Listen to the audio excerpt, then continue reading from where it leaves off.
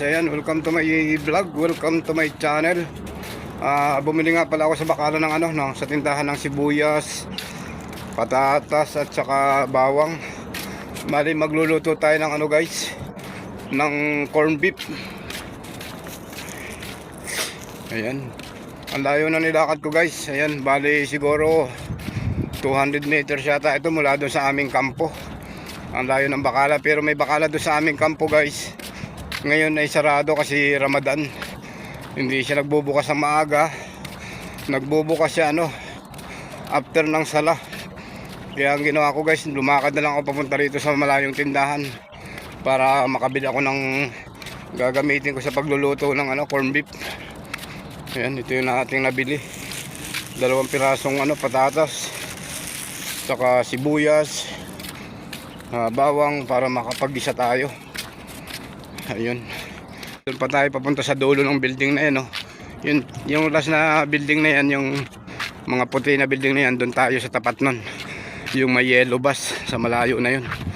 Doon tayo papunta. Nandun yung aming kampo. Ayan, dito yan matatagpuan guys sa malapit sa kampo ng Alpanar. Pero yung amin kalapit na ng Alpanar na kampo. Alpanar camp. Malapit na rin tayo guys, kasi mabilis na ako maglakad. Update ko na lang kayo guys pag magluluto na ako dito sa akin biniling pansahog.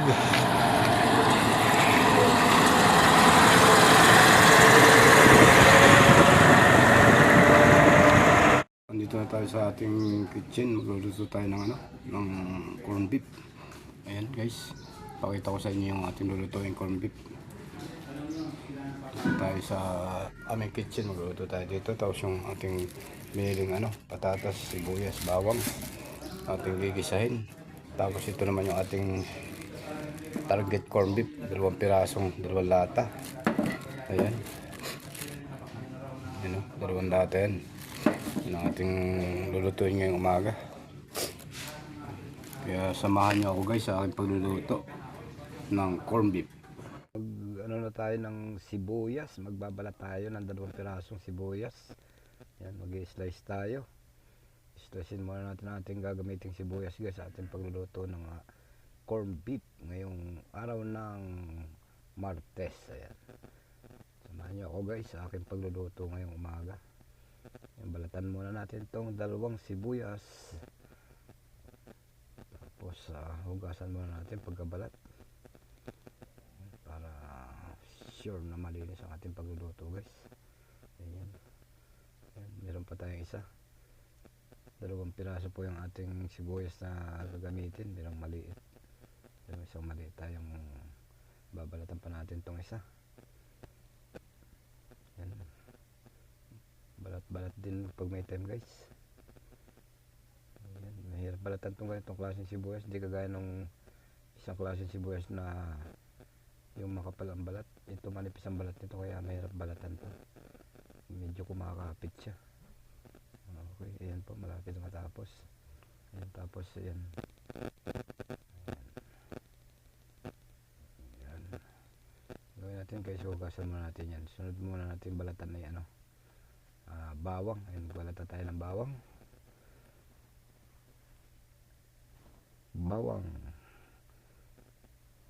Kung walang bawang, yan ang pampasarap sa pagluluto guys, yung bawang at sibuyas. Balatan lang natin saglit to. Tapos himay-himay natin. Tapos saka natin didiktigin. Diktigin natin para humiwalay ang balat. Okay. Hugasan ko muna itong guys, sibuyas. Ayan, saglit lang guys, hugasan natin to. Ayan. Ayan, tigtigin natin to guys, bawang. Magdiktik tayo ng bawang panggisa.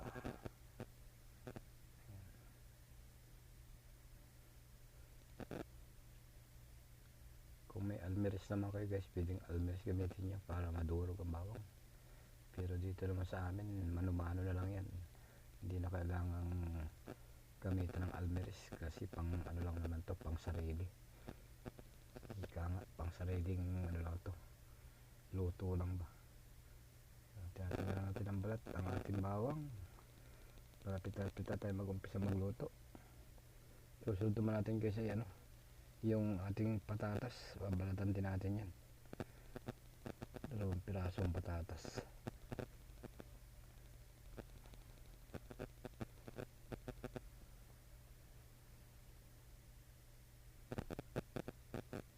Okay, tapos natin balatan ng bawang.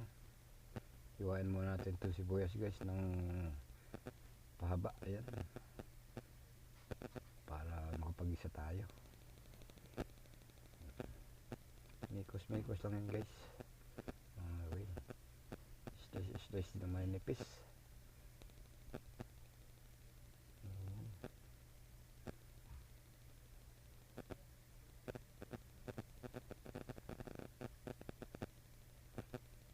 Okay, tapos natin hiwain ang sibuyas. Meron pa palang isa na iwan, ayan pa palang isa. Ito na, tapos na tayo maghiwa ng sibuyas. Gamitin naman natin ang ating naman sunod ay ito, patatas guys. Balatan natin to. Ayan ang ating patatas. Tapos ano yan, i-slice naman natin ng maninipis guys, maliliit, ng madaling maluto ang ating patatas.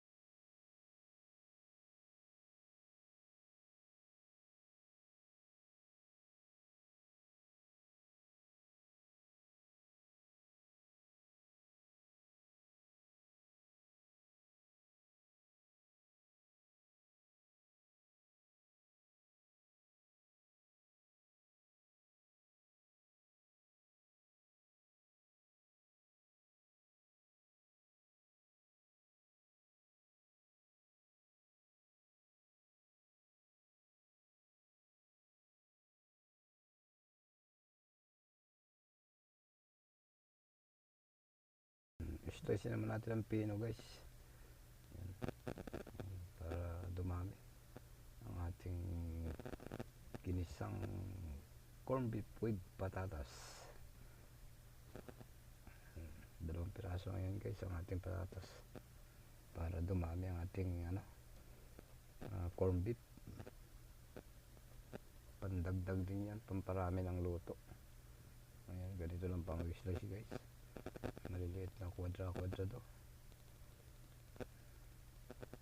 Diba, dumadami ang ating pansahog.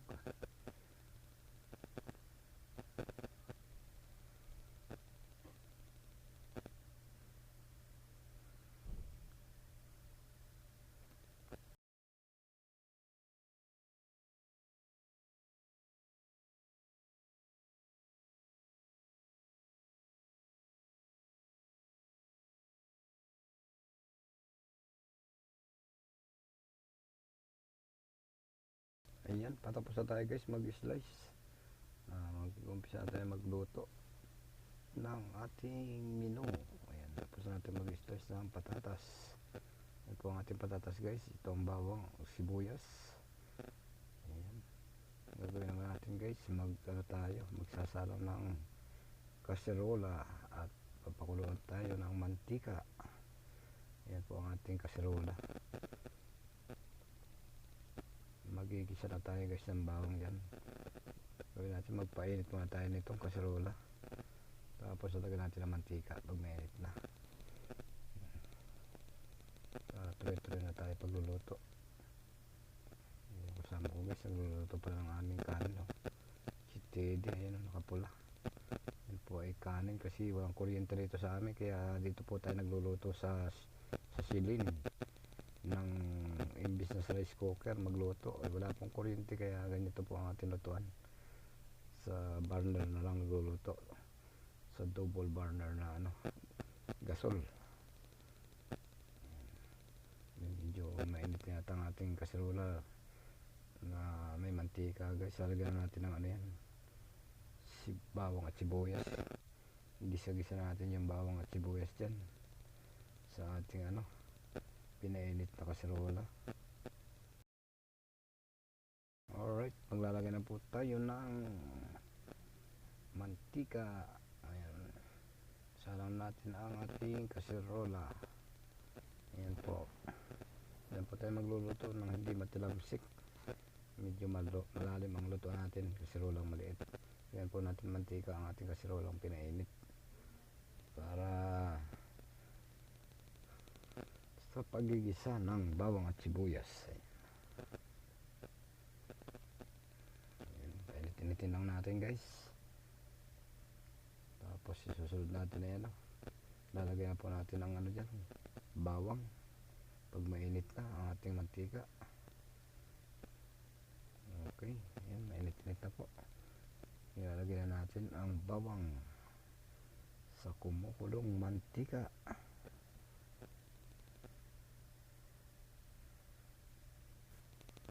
Okay, yan, bawang po ang unahin natin. Gisa-gisa muna tayo ng bawang. Tapos papupulahin natin. Ayan po, bawang oh.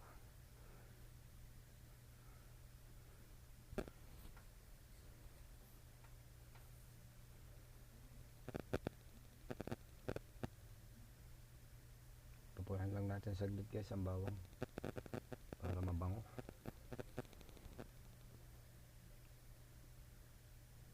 Okay. Tapos susunod natin tong ano, ating sibuyas. Ilulog natin sibuyas guys sa ating kaserola. Ayan, sama-samahin natin yan. Tapos lagyan natin ng asin para kumapit ang asin, ang alat sa sibuyas. Lagay din po tayo ng bitchin. Ayan, bitchin.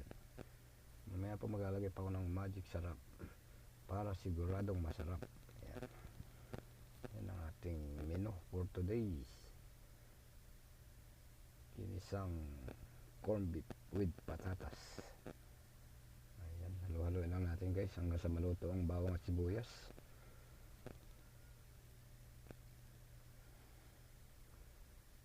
Okay.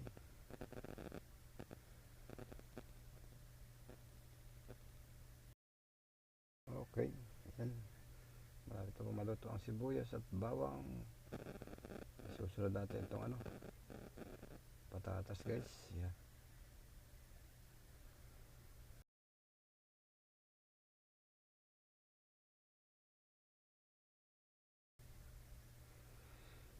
Okay, lagyan na po natin ito, ating patatas.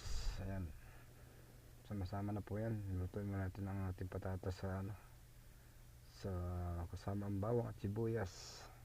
Gisa-gisahin muna natin ito guys ng lumambot. Saka natin ipapahuli yung ano, corn beef. Yung dalawang latang corn beef, sahog natin dyan.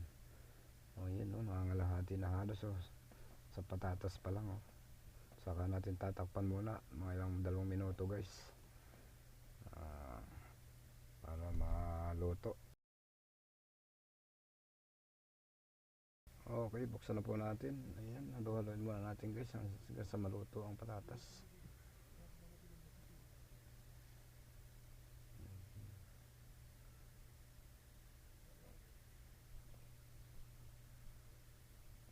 Ayan na po mga kaibigan. Lagyan natin ang asin para masarap. Medyo maalat-alat ng konti.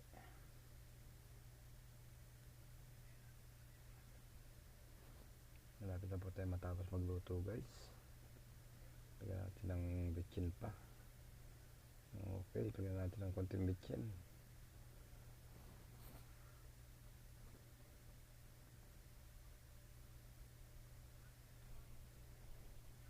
Naglagay nga po pala ako ng itlog dito, 2 pirasong itlog sa ating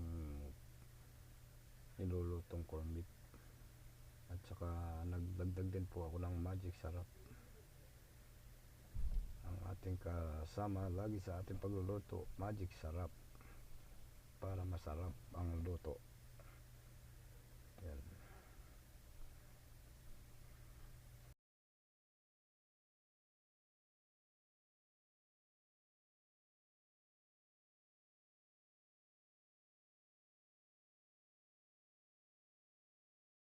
Takpan ulit natin guys hanggang sa maluto. Takpan muna natin ng ilang minuto ulit.